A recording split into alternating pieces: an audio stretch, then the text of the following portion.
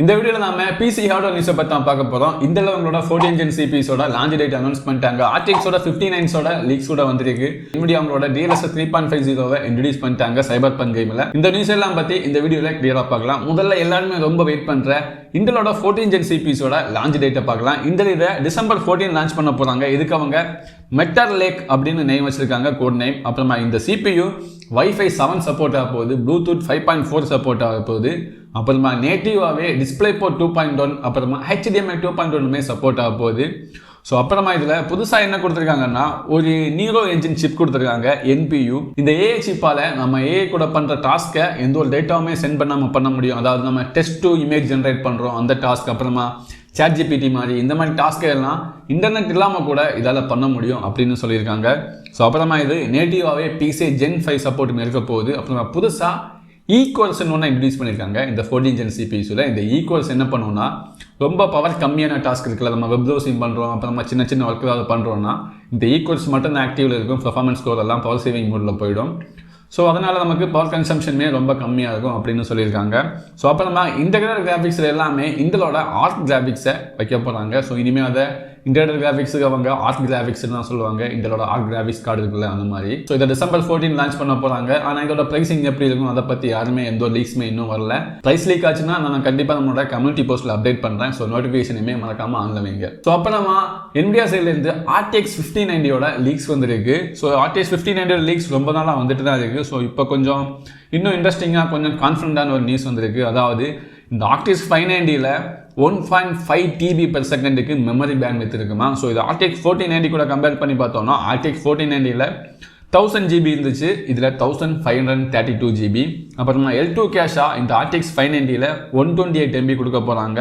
இது RTX 4090 கூட compare பண்ணி பார்த்தோம்னா 4090 72 MB தான் கொடுத்தாங்க.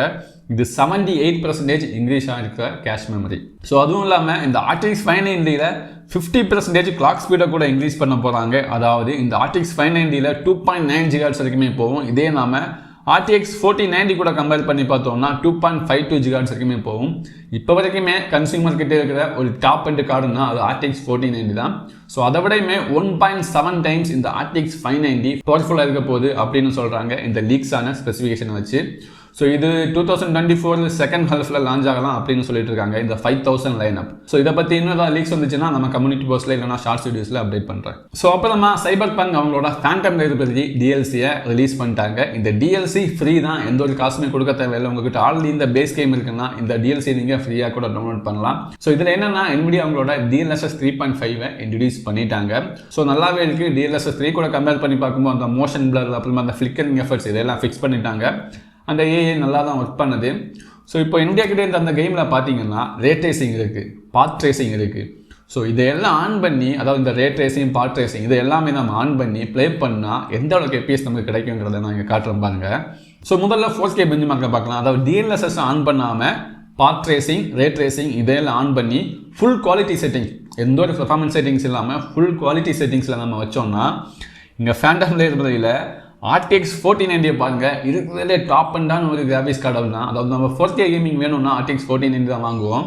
ஸோ அதோட ஆவரேஜ் FPS பாருங்க 19.5 FPS. அதாவது ஃபுல் குவாலிட்டியில் 19.5 FPS தான் கொடுக்குது ஒரு ஆவரேஜ் FPS. இந்த FPS வச்சு நம்மளால கேம் பிளேயே பண்ண முடியாது. So 4K graphics கார்டாலேயே 4K handle பண்ண முடியாது ஃபுல் குவாலிட்டி செட்டிங்ஸில், அந்த அளவுக்கு இருக்குது. 4080 பார்த்தாலுமே 30 FPS தான் இருக்குது. ஸோ மிட் ரேஞ்சில் இப்போ லேட்டஸ்ட்டாக AMD ரிலீஸ் பண்ண 7800 XT பார்த்தோம்னா அதில் 2.6 FPS தான் கிடைக்குது 4K ரெசல்யூஷனில் ஆவரேஜாக. ஸோ அப்புறமா நிறைய பேர்கிட்ட இருக்கிற RTX 3050 1.1 FPS இது 4K தான். ஸோ அந்த கார்டையெல்லாம் பார்க்க வேண்டிய தேவையில்லை. நான் மெயினாக காட்டினது இந்த RTX 4090 காட்டுறதுக்கு தான். ஃபுல் குவாலிட்டி செட்டிங்ஸில் அது எவ்வளோ FPS கொடுக்குன்னு பாருங்கள், 19.5 FPS ஆவரேஜாக. ஸோ இப்போ 2K ரெசல்யூஷனுக்கு நம்ம போகலாம். 2Kல பார்த்தோன்னா RTX 4090 39.7 கொடுக்க முடியுது. ஸோ இது பிளேயபிள் FPS தான். ஸோ 2K ரெசல்யூஷனில் நம்ம ஃபுல் கிராஃபிக்ஸில், அதாவது பாத் ட்ரேசிங், ரே ட்ரேசிங் இதெல்லாம் ஆன் பண்ணி ஃபுல் குவாலிட்டியில் நம்மளால் RTX 4090 ப்ளே பண்ண முடியும். ஸோ அதோட ப்ரைஸிங் 1.5 லட்சத்துக்கிட்ட வரும். ஸோ இப்போ ஃபைனலாக 1080p பார்த்தோம்னா RTX 4090 60 FPS வருது ஆவரேஜாக.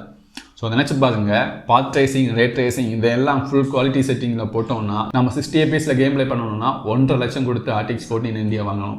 அப்போ தான் கேம் ப்ளே பண்ண முடியும். ஸோ எங்கள் RTXோட 3050 பார்த்தோம்னா 1080pல கூட ப்ளே பண்ண முடியாது. 3050 இருந்தாலும் சரி, இப்போ AMDயோட 7900 XTX இருந்தாலும் சரி, இந்த பாத் ட்ரேசிங், ரே ட்ரேசிங் இதெல்லாம் வச்சு நம்மளால் கேம் ப்ளே பண்ண முடியாது. அப்படி கேம் ப்ளே பண்ணணும்னா நம்ம கண்டிப்பாக DLSS இந்த அப்ஸ்கேலிங் டெக்னாலஜியை ஆன் பண்ணால் மட்டும்தான் முடியும். ஸோ அப்புறமா Ubisoft அவங்களோட Assassin's Creed Mirage இன்ட்ரடியூஸ் பண்ணிட்டாங்க. இந்த Assassin's Creed Mirage லான்ச் ஆகும்போது லான்ச் டைம்லேயே இன்டலோட XESS அதாவது இன்டலோட அப்ஸ்கேலிங் டெக்னாலஜிக்கு சப்போர்ட் ஆக போகுது. ஸோ அது கூடவே NVIDIAவோட DLSS சப்போர்ட் ஆகும், FSRம் சப்போர்ட் ஆகும். ஆனால் அந்த அப்ஸ்கேலிங் லான்ச் டைமில் சப்போர்ட் ஆகுமா அப்படின்னு அவங்க கன்ஃபார்மாக சொல்லலை. ஆனால் இன்டல்ல இருந்து XESS கண்டிப்பாக சப்போர்ட் ஆகும் அப்படின்னு சொல்லியிருக்காங்க. ஸோ இன்டலுமே நல்லா ட்ரை பண்ணிட்டு இருக்காங்க அவங்க கிராஃபிக்ஸ் கார்டு எடுத்துகிட்டு வரதுக்கு. அதே வேளையில் இன்னொன்று சொல்லியிருந்தாங்க, இந்த 13 Gen CPUs அப்புறமா இன்டலோட ஆர்ட் கிராஃபிக்ஸ்க்கு தான் இது ரொம்ப நல்லா ஆப்டிமைஸ் பண்ணியிருக்காங்க, அதில் ரொம்ப நல்லா பெர்ஃபார்ம் பண்ண போகுது அப்படின்னு சொல்லியிருக்காங்க. ஸோ இந்த கேமோட சிஸ்டம் ரெக்யர்மெண்ட்ஸை நான் இங்கே ஸ்க்ரீனில் போடுறேன், பாஸ் பண்ணி பார்த்துக்கோங்க. ஸோ உங்களோட சிஸ்டம் ரெக்யர்மெண்ட்ஸை வச்சு பார்த்தா ஒரு மிட்ரேஞ்ச் பிசியில் கூட நல்ல கேம் ப்ளே பண்ண முடியும் அப்படின்னு தெரியுது.